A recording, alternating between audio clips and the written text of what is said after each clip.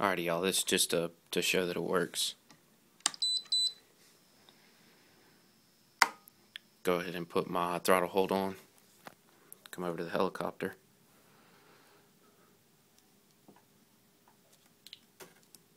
Power everything up. The swash actually rocks whenever everything's ready. There we go.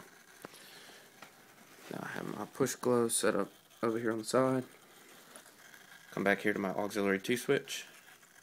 And when I flip my switch down, here ignite, and then to turn it off. And the actual delay timer works as well. If you flip it on, leave it on, it does cut off.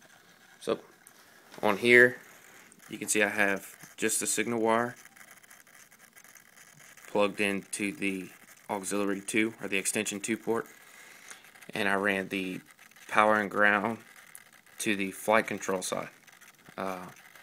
That's on the same power bus as all the servos, so it's getting the full amount of power. And then in here, like I sent y'all a picture of earlier, makes it auxiliary 2 to auxiliary 2, negative 100 to plus 40 on the positive, and then you want your gear to be up in that position 1. Your hold is the only thing that's going to be down in position 0. That way, with throttle on, it works, and if I cut throttle hold off, it still works as well.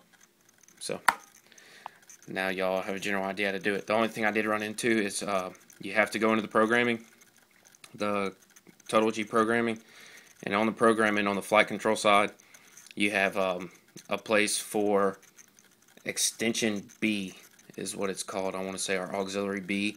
That's that extension 2 port up here. You do have to go ahead and program that to say your auxiliary 2 port or whatever transmitter they're using. Tell them to put that on the switch port that they do want to use, and that'll go ahead and set that signal up.